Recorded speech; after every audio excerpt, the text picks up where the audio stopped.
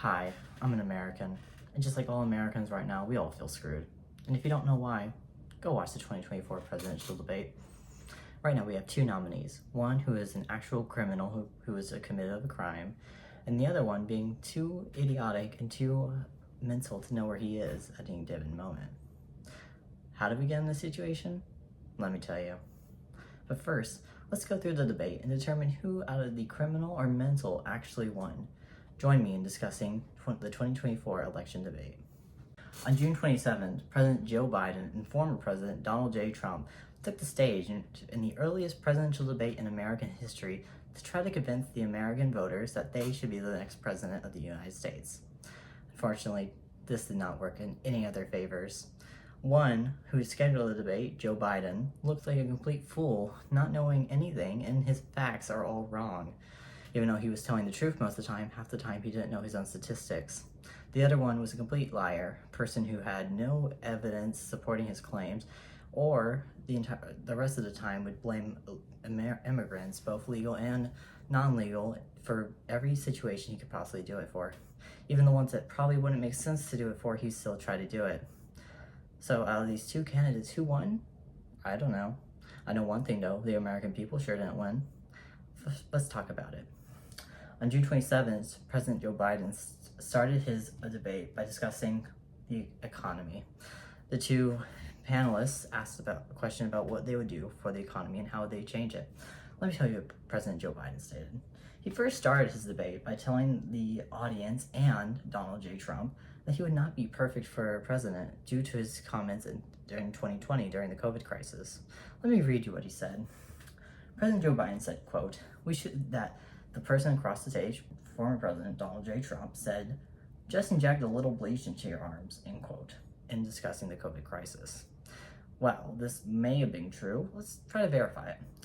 According to NBC News, written April of 2020, so around the events, President Trump did say something around the line, saying, opening quote, I see the disinfectant that knocks it out in 1 minute. 1 minute. And is there a way we can do something like that by injecting inside or almost a cleaning? As you see, it gets in the lungs. It does a tremendous number on the lungs. So it'd be interesting to check that, end quote. Now, as you could probably tell already, this is a partial truth. Well, yes, Donald J. Trump did in fact say we should check out stuff like disinfectants. He did not fully say that the people at home should inject bleach into her arms. All he did say was to test out an infectant and to try it out and see if that would work. Furthermore, I would like to add that he did not say bleach, he just said a disinfectant. I would like to say that there's a lot of different ones out there, bleach being the most prominent one that people know of. And sure, people might have gone home and tried it themselves, but there's no actual evidence of it. Now, we're moving on from that, President Joe Biden finally gets on to the economy section of the question. Why he didn't start with that, I don't know. But let's talk about what he said. President Joe Biden identified that he created 1,500 new jobs with 800,000 manufacturing jobs in the last 4 years of his presidency. Just wow. What a great statistic. If that was true, we'd be in a complete job crisis right now.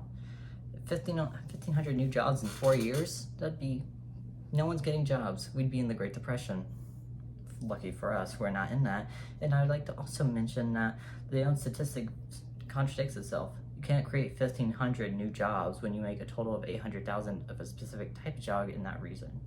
Yeah, obviously everyone knows that 800,000 is a lot greater than 1,500. But let's talk about what the actual statistic is. According to Julie Su, the acting Secretary of Labor in the United States of America, she says, quote, 353,000 jobs in January, bringing the total jobs created under President Biden to 14.8 million. This continues a 2-year trend of jobless rates under 4%, the longest stretch in more than 50 years, end quote. Pretty good statistic in my opinion, almost 15 million jobs, pretty good. I've seen some higher ratings in the past, but for 4 years, that's pretty average, I think. Maybe a little lower than some opinions, but I'm fine with that. But the part that really gets me is the 3.7% making jobless rate being the longest in 50 years. Another great statistic in favor of President Joe Biden, but I have to add, Joe Biden didn't know this. As I like to mention, he said 1,500 instead of 15 million. Could he misspoken? Maybe. He did say he was feeling ill tonight, so it could have been happening where he just misspoke due to his illness.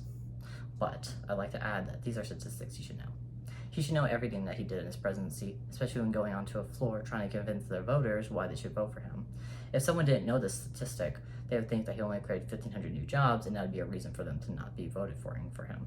Another thing is that his adversaries, particularly the one he's going against right now for President Donald J. Trump, could use this against him, saying how he doesn't know his own statistics, or claiming that he stated that he created only 1,500 new jobs, which they could say because he said it on live TV. So, let's continue. President Joe Biden also said that he created a great change in the medical industry, stating that he reduced the price of insulin shots from $400 to $15, and that if you do a quick Google search, you'll be able to verify this. I just want to mention, that's not true. He did gradually reduce the amount of insulin shot prices, so I'll give him great props for that. I know insulin is a huge thing, especially if you have intense pleasure reactions and you need that. So that's a great benefit for people like that who need those shots, stuff like that. But let's look at the actual. Instead of reducing it to $15, he reduced it to $35. Amazing price difference, $35 to $400, incredible. But once again, this is another statistic that he just doesn't know. He seems to know like truths. He knows he reduced the price of insulin. He just doesn't know how much he reduced it by. Maybe he wanted to do $15, but he didn't get that. Or he meant to say 35 again, but he said 15. Either way, it's still a huge problem. A person who doesn't know his own statistics that he created should not be in office. It's great. I'm glad he did that. But we are looking at a person who doesn't know the facts that he made. Also, he later stated that he got all brands to do this. Once again, quick Google search said no, so that's a lie. Once again, he could have intended to do all brands to do it, but he didn't. And he obviously knew that. That's why he said it. He said intently that he made all brands do this, but that's not true at all. A quick Google search also shows that most brands are around $100 range, and the highest being $400. So even then, there's still brands at $400. He didn't make them. He only made one. At the one I saw, dropped to $35. Now, here's the fun part. Me debunking all the nonsense Donald Trump said. Donald Trump already started with a massive misconception, massive exaggeration of what he did. He said, and I quote, "We have the greatest economy in the history of our country. We have never done so well. Blaming COVID is the only reason why the economy suffered towards the end." Yes, COVID had a massive part of that. Now, I'll have to acknowledge that, and people have to. COVID was a huge reason why the economy fell. It's something that affected Biden's term, something that affected Donald Trump's end of the term. So both Republicans and Democrats have to accept that. But I have to add that his quoting here, saying that we have never done so well and we had the greatest economy in the history of our country. No, we did not have the greatest economy in the history of our country. There are other presidents who had a way better economy. I am going to give him props though. According to the BBC, he had an average of a 2.5% GDP growth compared to the former president Obama having a 2.3% average. So for the average GDP growth, that's pretty good, especially compared to Obama, who people consider having a good economy as well. So that's something we should keep in mind. Before, COVID obviously brought that down, but we saw a good economical rates with him. But another thing that helped boost his economy is his inflation. Obviously, inflation was affected a lot due to COVID, but according to his inflation rates, we had a 1.8% in 2019, a 1.2% in 2020, and then that would be the end of his presidency. Compared to Biden's presidency, we had a 4.7 in 2021, obviously COVID, but that's a big gap. A 8.0 in 2022, a 4.1 in 2023, and a 3.3 in 2024. So we are getting a lower, we're seeing that drop, especially from 8.0 to a 4.1 the next year. So in response to Biden's claims of creating jobs, this is obviously the start. We're going to see a continuous trend of this. Trump said that the only jobs that Biden were made for were for illegals, quoting Trump. I'm sorry, Trump. That's not true at all. You can't say that 15 million jobs were all taken up by immigrants. both legalized and non-legalized immigrants. Also, you can't say that non-documented immigrants are here to take jobs. Now, the next section actually flows great from an economy section to tax section. Taxes are a huge issue with Americans. Some people think taxes should be different, some people think they should be the same, some people have very strong opinion with taxes. And so let's see what both presidents had to say about the taxes. President Biden, very strong, had barely anything to say about this section. His only solution to taxes is saying that he's going to tax the rich people more. Congratulations, President Biden. You say what every other politician says. Let's tax the rich. But somehow, they never get around to doing that. I wonder why. I wonder why presidents never get around to trying to tax the rich more. We'll see if Biden actually does this if he gets elected again. My gut says no. Maybe I'm wrong. But yeah, let's see. Going to Trump section, which lordy me. Trump said, and I quote, that taxes are a great thing for the economy. Congratulations, Trump. You said the obvious. Of course, taxes are good for the economy. The U.S. government gets money. The U.S. government gets that money to use to pay for stuff. So let's continue off with that amazing statement and continue on actually what he wants to do with the taxes. Trump said, and I quote, that recently, the U.S. has been like a third world nation. Trump obviously has never researched about a third world nation, because if he did, he would realize the U.S. is nothing like a third world nation. Just because you think the U.S. isn't doing so well right now economically, or, law-wise, you can't say it's like a third world nation. Trump then started talking about how when he was in office, he managed to make big companies give the U.S. lots of money and invest in the U.S. This is actually true. He did get companies to do this, but guess what, Trump? So did almost every other president who had big companies in the United States at the time. Ever since big companies have been in the U.S. as their home base, they've been giving the money to the U.S. because without the U.S., they wouldn't have the land power they had, they wouldn't have the economy money that they'd have, they wouldn't have the massive workforce that they have. So of course they're gonna invest in the U.S. That's just common sense. Trump also states how he wants to change Social Security and how Biden is allowing millions of undocumented immigrants joining it and destroying Social Security. There is no evidence of this. According to Social Security's data, in the last 7 years, the average growth of joining the Social Security and using it have been the same, growing steadily in the last 7 years.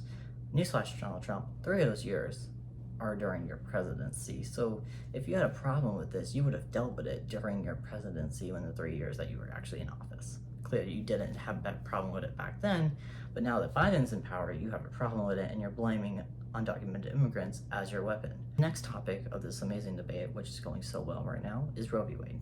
This is a huge discussion about people right now, especially back in 2022 when the Supreme Court overturned this ruling that was around for 50 plus years in office. So there's a lot of intense emotions with this one area of the debate. So whatever the politicians have to say, they have to actually spend, if anything, a lot of time being sincere about this part, because there's a lot of ethical reasons, medical reasons, religious reasons, and they should talk about that. At least that's what I think that they should have done.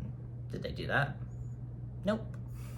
Let's start with Biden. He actually did say at the beginning that he supports Roe v. Wade and wants it back reinstated. Okay, he's doing good so far.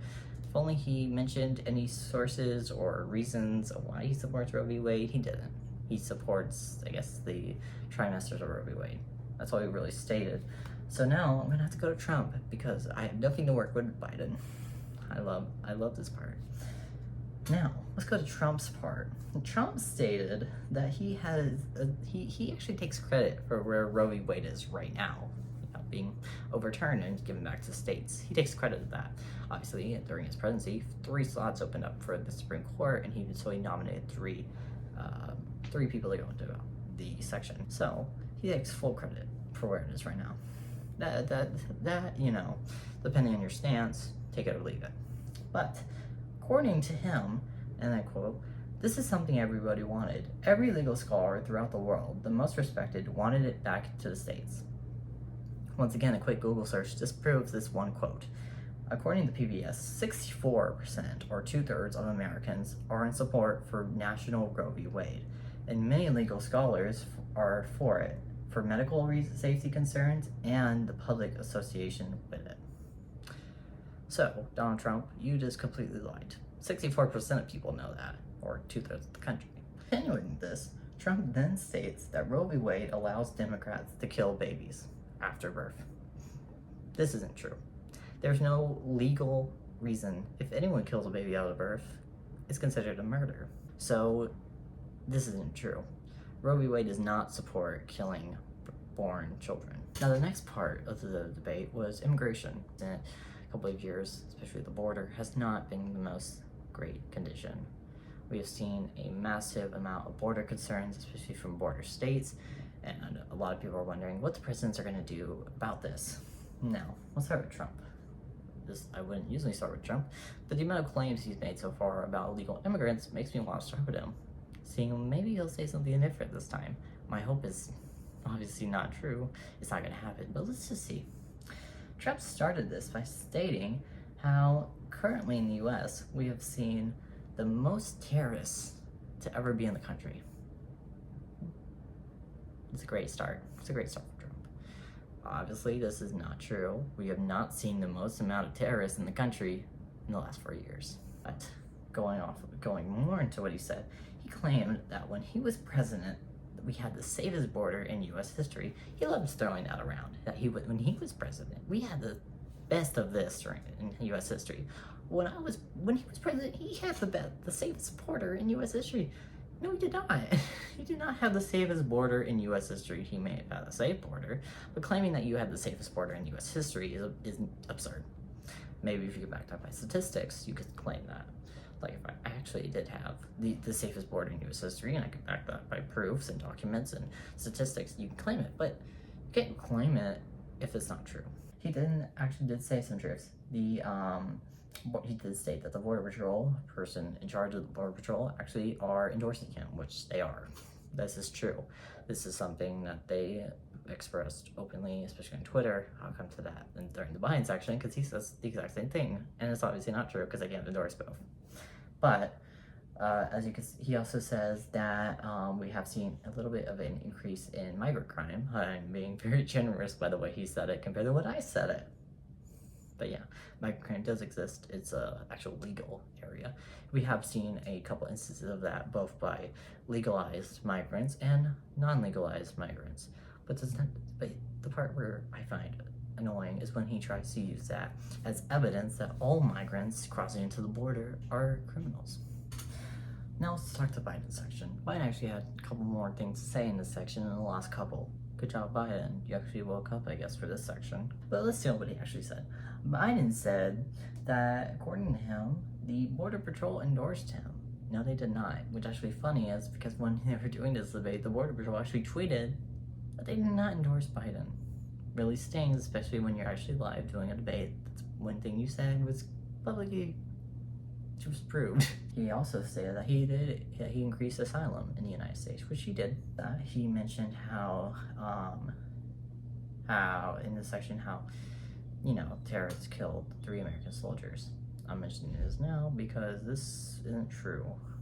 He also contradicts the statement he said earlier, which I was holding off to say until now. He said earlier that in the debate that no American soldiers died under his watch as president.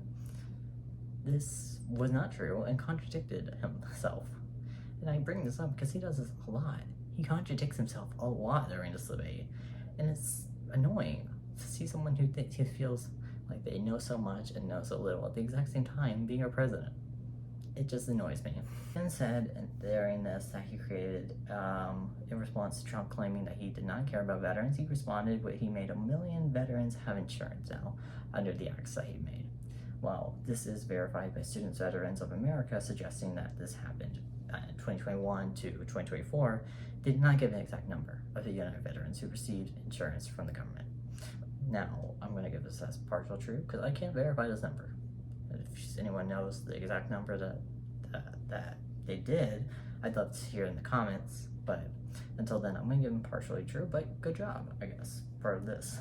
He then stated that in response, that Trump's the one who doesn't care about veterans, stating how Trump refused to go to a World War cemetery, and, quote, being stated, quote, I don't want to go in there because they are a bunch of suckers and losers, end quote, to a 4-star general who backed up the quote. This four-star general was fired by Donald Trump after coming forward with this evidence. But according to 19 people said that he didn't say it. Now I can't verify whether he did or didn't say it because there's no tape evidence of this. But he could have said it, he could have not said it. But the fact that there's a four-star general who he specifically told it to, saying that he did, followed by people who may have heard it, may not have heard it, saying he didn't, I don't know. But we're going to give him a partially truth on this one because I can't fully verify the story. And that transitions into our next section of the debate, the Russia center section. Obviously, everyone knows how Russia invaded Ukraine back during a couple years ago, and it is a still going on war that both presidents are wanting to solve in some form or capacity. Both have different opinions on it, and we're going to discuss it now. Continuing over what Biden previously stated, he said in a quote that Trump did not like American troops because when Iran attacked American troops in January 8th of 2020, Trump said, quote, "They're just having headaches," in response to troops getting brain damage. Now, once again, this is a quote that I can't have verify 100% if said because there's no audio recording of it. So I'm going to give him partial truth on this, but I'm not going to say it didn't happen, and I'm not going to say it did. So everyone's happy with that because I'm not fully claiming on something. He said, opinion-wise, that Putin won't stop after he gets the whole of Ukraine and reestablishes the whole Soviet Union. This is an opinionated question, while many people actually do speculate, especially out of the United States and other countries, especially European countries, that Putin wants to reestablish the whole of the Soviet Union. There's no actual evidence from Putin himself stating this. But the likelihood of him wanting this, especially after trying to claim Ukraine because of the reason it was once part of Russia, could heavily be his decision for doing so. But does he have the money to do so? I don't know. But that is a huge concern that a lot of people have, is that what would happen if he did take Ukraine, which is one of the reasons why Biden justifies giving so much money and so much weapons to Ukraine. But he said it in the debate himself that he doesn't give money anymore to Ukraine. But this was disproven. According to NATO themselves, that the U.S. was reported to give $23.7 billion in both largely composed of money, but also weapons and stuff to Ukraine. But once again, most of this is money.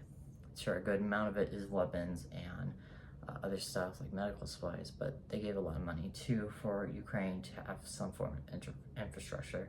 Whatever you think is a good thing or a bad thing, that's up to you to decide. Compared to other countries that have given both money, supplies, and stuff to Ukraine, the UK was reported to give by NATO $12.5 billion, compared to France also giving money and weapons stuff $3.4 billion.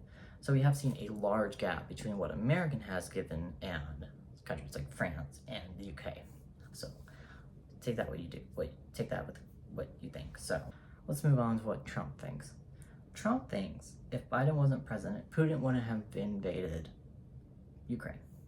He also thinks that if Biden wasn't president, that Hamas wouldn't have invaded Israel. We'll come back to this when we talk about that section in a minute. But I'd like to mention how Trump is basically associating this with the Afghanistan incident, stating how Afghanistan inspired Putin to invade. Whether or not it did, we don't know. But it is a big discussion between people whether or not that incident may have could have heavily inspired Putin to invade, but there's no evidence of that. And so Trump to say that, he can't predict the future. He can't know if he was president, Putin would have invaded. He can't know that. So I'm going to apply this speculation. Even though the Afghanistan incident was bad, we have no entire evidence supporting this. So going back to that. He states that $200 billion was given to Ukraine. Obviously, what I mentioned, that only $23.7 billion was given. This number is not even close to $200 billion, so it's a straight up lie. And he mentions when Biden mentioned he wanted to pull out of NATO, Trump mentioned how the UN the whole of the UN, so all of the United Nations, spent $100 billion less than the United States. The whole of UN, so every country in the UN, all of Europe basically, and a couple other countries out there, all of their stuff they added is less than $100 billion I mentioned that the U.S. spent $23.7 billion, with the UK spending $12.5 and France spending $3.4. That's two countries, and if you add them together, they're almost the same.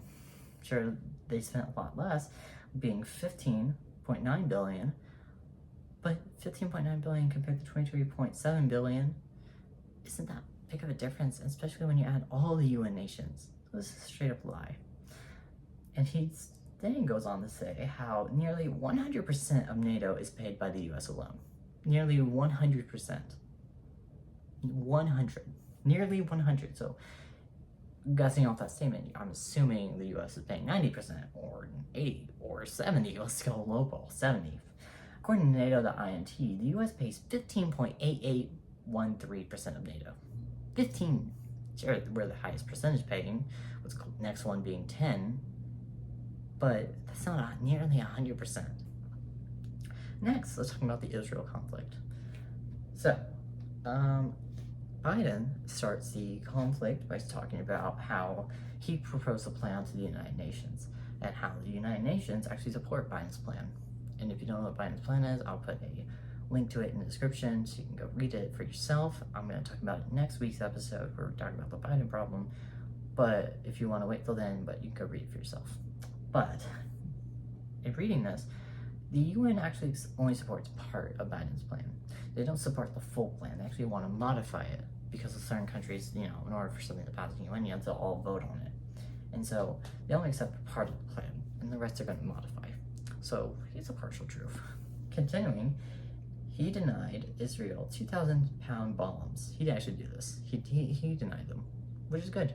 Because if you don't know, Israel has been bombing civilian nations, and Biden actually had a good thing to do to deny bombs to the country, whether or not he thinks he should give anything to Israel. Once again, your opinion.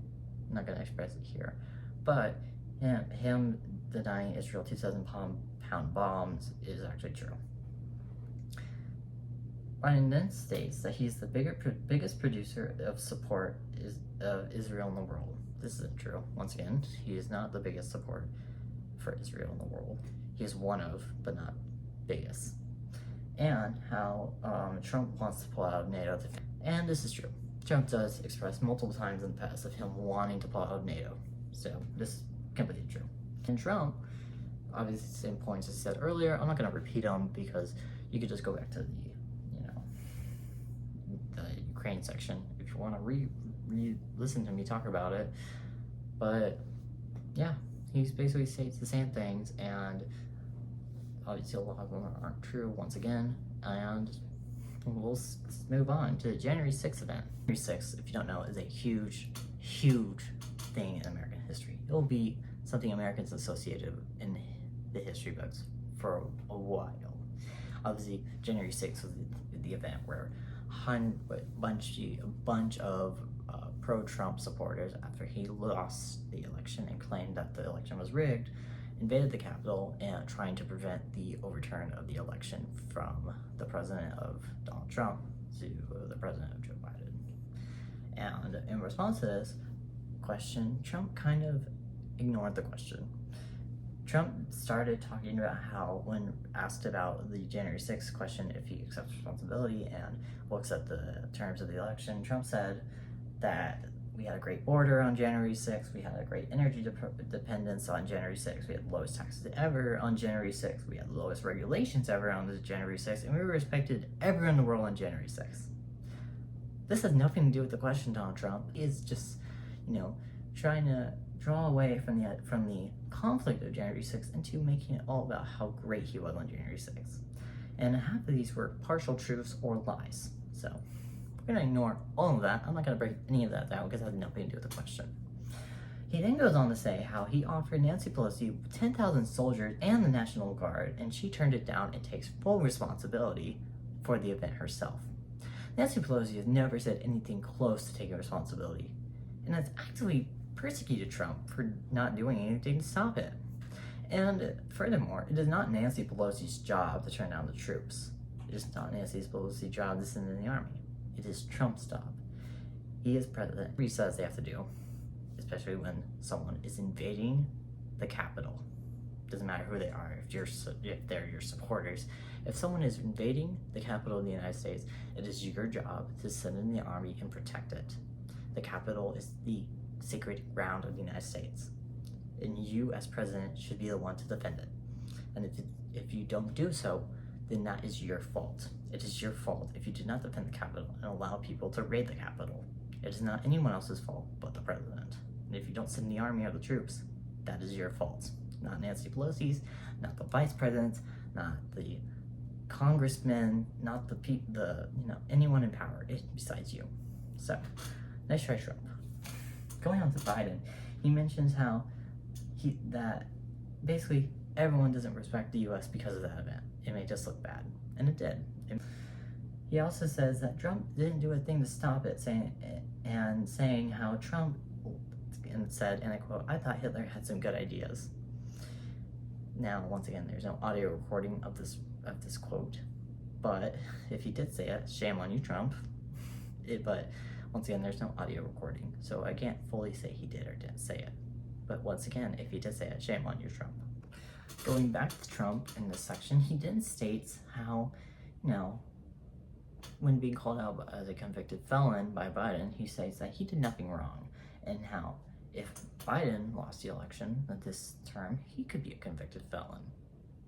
I don't know what charges he's got to charge Biden with, but I guess I can be a convicted felon. It's like saying if this news channel doesn't go well, then I could be a convicted felon. Wow, congratulations. But yeah, that's what Trump said. He also said that he did nothing wrong, not according to the jury. Which, going back, he says that the trial was rigged and how the jury and the judge were full of pro-Democrats and the trial was rigged by Democrats or quote-unquote Biden. Now, he didn't say Biden specifically, but he did say Democrats. Once again, there was no evidence of this being rigged by the Democrats. The next section of the debate was minority groups, specifically African Americans. A lot of people feel that they are being underrepresented, especially still in the democratic process by the president and lawmaking. So people are very concerned about that group, and they want to know what the president is willing to do for them if they're elected. Biden started by saying he made a lot of progress for them. I guess. I don't know, but I guess. Saying how there was more small businesses ever in history. This actually is true. We have seen a huge spike in small businesses by African American owners. This is great. I'm glad seeing a lot of small businesses. Small businesses is what America thrives on. Sure, we have the large companies, but if we don't have the small businesses, we're not going to thrive as a country. And it's great seeing a lot of entrepreneurs, especially in minority groups, where they are shot down by a lot of large companies. So, good on you. He also states how he made less corporate injustices and segregation within housing. This is semi-true. He has worked on this, but he can't control whether or not he created less corporate injustice and segregation. This still happens. It still happens. It may not be legal anymore, but companies and housing and stuff like that still get around this by doing certain things, or it's so legalized to treat a certain group a certain way. And so this still needs a lot of work on. We still need to work on this specifically, but it could be fixed. We just have to, kind of tidy up the laws, stuff like that, make it more hard to work around these laws. So, continuing on, Biden did say how he still has a lot of work to do and that he still wants to work. So it's pretty good on his part, except acknowledging that there's still much to do and how he wants to continue working on that. But I would have to mention how recently, in the last couple of years, we have seen a decline in marginalized groups, especially the African American group, and less support for Democrats. So it'll be interesting to see how he tries to win those groups back over, if he does. Going on the Trump side, Trump says the biggest thing that is affecting African Americans is inflation. Inflation is huge in the last couple of years. We are seeing a group who already doesn't make as much money due to previous years and years and years of being behind the white demographic groups who being held back caused those groups having less money are being heavily affected by inflation, which they are. Certain groups like Hispanic groups, African American groups, and indigenous groups are being suffered by the huge amount of inflation and recent events. So we need to work on that. And Trump did mention that here. But the part where he completely lost me was the part where he states that illegals are taking black jobs. That was a quote from him. No, they are not, Donald Trump. You can't blame undocumented immigrants for taking jobs. You can't blame them for everything. You have to take some accountability. You have to propose something. You can't just use the scary like people coming into our country as evidence for everything. Like, that's not how this works. It's not how it works at all. Big recent thing is climate crisis. We are seeing more young groups care about the climate, especially in recent decades. The climate crisis is something that's affecting generations and generations and generations, and it's something we can't reverse. And so many people are worried about whether the president will or won't do anything about it. So when asked about this question, we had two different answers. Biden says that he passed the biggest climate change legislation in history. I guess. Once again, I don't know how you note this, because there's been a lot of climate things that have been very helpful and progressive in history. So I guess we can associate with this with Biden, but he can't claim that entirely. So it's partial truth once again. He also says that in 2035, we have cut pollution in half. I couldn't find these exact statistics, so once again, I gave this a partial truth. Moving on to Trump, oh my gosh. He said, and I quote, "We had H2O." Yes, Trump, you did have water. I'm so proud of you. You had water. You did a great job, Donald Trump, with your water. That's gonna forgive all the climate crisis you're gonna have because you have water. Yay. He also said that we had the best environmental numbers ever.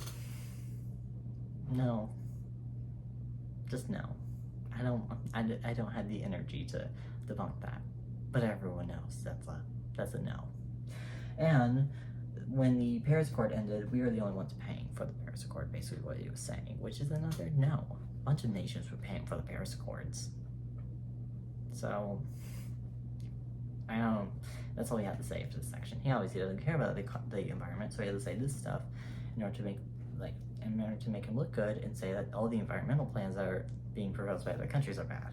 Next part of the debate was Social Security. Social Security, obviously, if you don't know, is the stuff for retirement folks. So basically, you put in money, you grow it out over time and stuff like that, and then people use that money for like retirement and all that. So very important system. And in a couple of years, we're actually going to see Social Security is actually going through a horrible crisis right now, and so that's another huge topic for the debate. And when asked to what they were willing to do about this crisis, we had two different answers.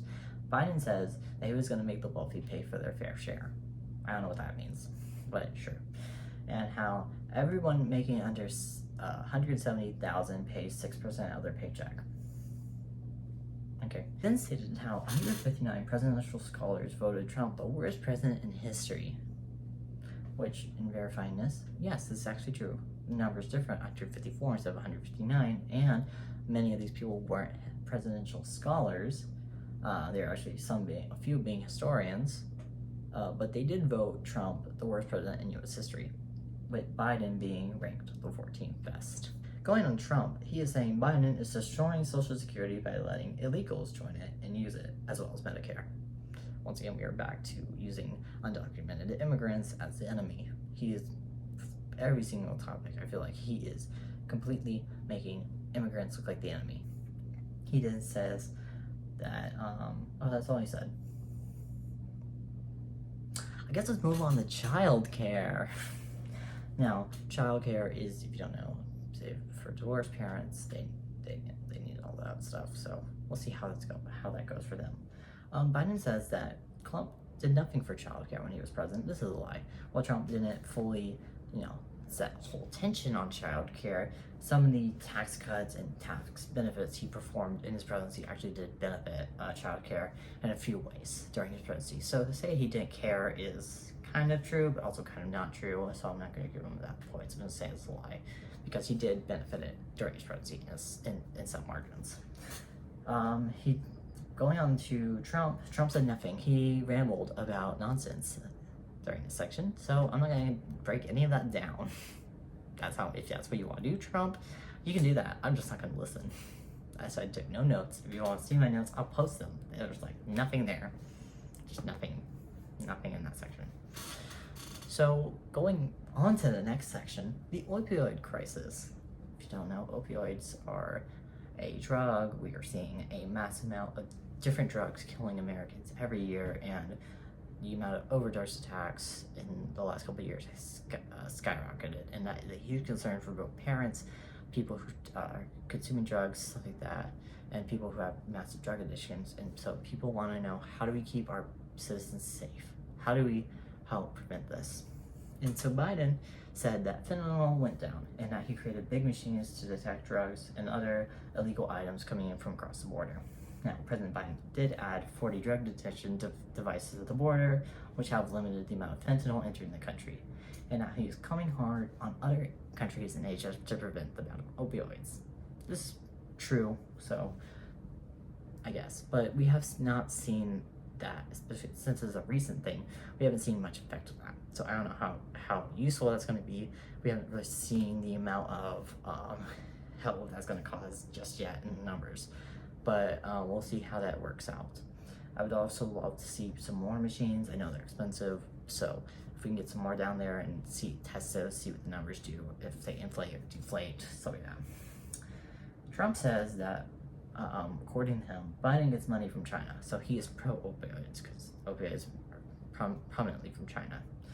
CNN Politics completely shows no evidence of this. There's never been much or any evidence of this, and this has been a claim ever since he was vice president under Obama. So, but there's no evidence from this claim, so this is a lie. He didn't say that he was doing well from addiction until COVID.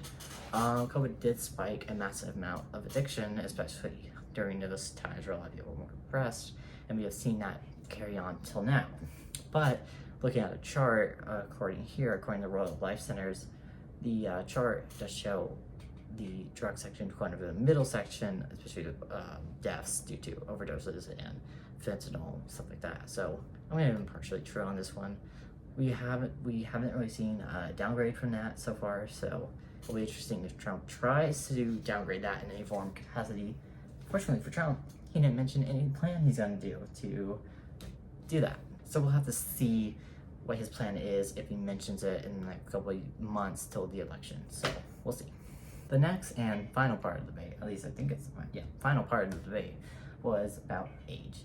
We are seeing the oldest candidates in one of our histories running for president right now. And especially in recent years, people are concerned that the older and older our people in our power are getting, the less connect they are with the youth, the next connect we are what we want, and how they are experiencing stuff like mental delays and stuff like that. So a lot of people in public are worried about the age of our politicians. When asked about this, President Biden, who is being the most concerned about his age, has said that he was fine and that people should look at what he's done and how $40 billion invests are providing jobs for the nation. Sure, we can look at what you've done, Biden, but if people are concerned about something that happened recently, you should address it. You shouldn't push it off and say, look what I've done in the past, before people were concerned about my age when they were. But people are more concerned about it now recently, especially seeing how you've been falling more, you've been kind of looking lost at events, stuff like that. Especially in this event, you kind of look lost. The faces you're making were kind of sad and disturbing, especially when you were starting to ramble on or stutter or go like, oh, or not be able to talk. So that was interesting. He then talked about, Trump sending love letters to Putin and Kim Jong-un. I think it's over-exaggeration. Maybe he does. I don't know. But there's no evidence of this. This is an over-exaggeration again from Biden to make Trump look like the devil. Trump, on the other end, said he took 2 cognitive tests, and Trump actually did get from Dr. Bruce Arnwald wrote on Trump's tests that they were exceptional, but Trump has never released the medical records or tests to the public, so we were just going on the doctor's words. But I'll give him partial truth on that. Sure, the doctor, I don't think he has much reason to lie. There's no evidence of him lying. So we'll give him a partial truth.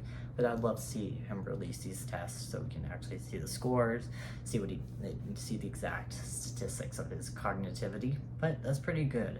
I do think Biden should take some tests. Maybe get a doctor's approval on that. But yeah.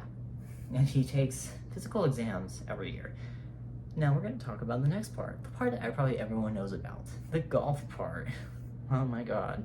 For some reason, the president started talking about golf and their swing.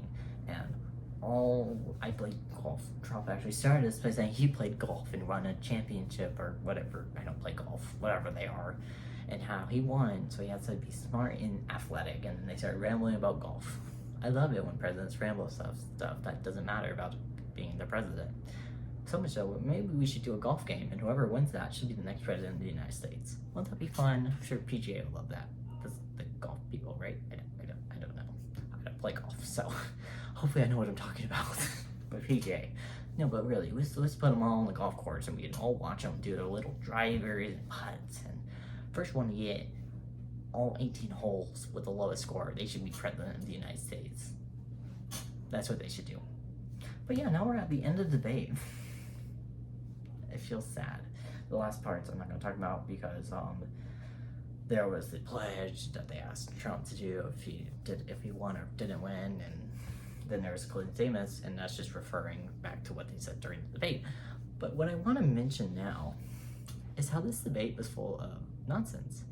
How on one end, we had Donald Trump saying more lies than truths, and how manipulated a marginalized group into making them look like the total enemy and try to make people fear them or feel hatred towards them because they are the bad guys, when that's not the case. Now let's talk about Biden. Biden did tell more truths than Trump. He told us a lot of partial truths that were either not entirely true because his statistics were wrong or didn't know the numbers, or partial truths where you couldn't verify, like quotes without having full 100% audio recording and stuff like that. But what I will understand is just because you tell truths doesn't mean you're actually good for the presidency.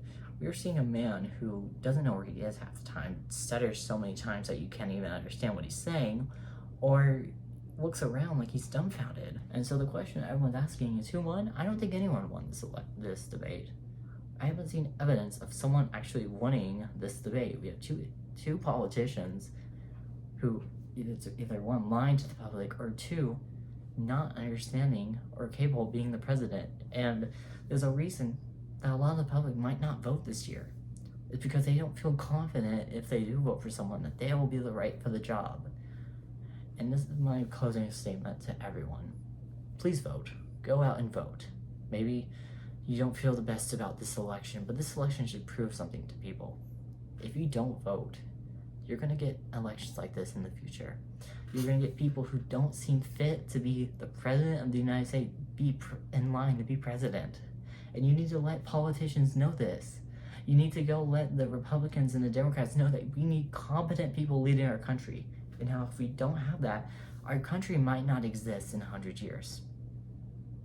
Our country is young, but we look like we're idiots. And so that's why I suggest everyone go out and vote. Join me next time for the Biden problem, where I'll be going in further about Biden's mental issues, his delays, his loss of minority voters, and some of the things that he said that are true that he can't entirely verify. And then after that, we'll talk about the Trump problem, the lies, and all the hatred he has against immigrants.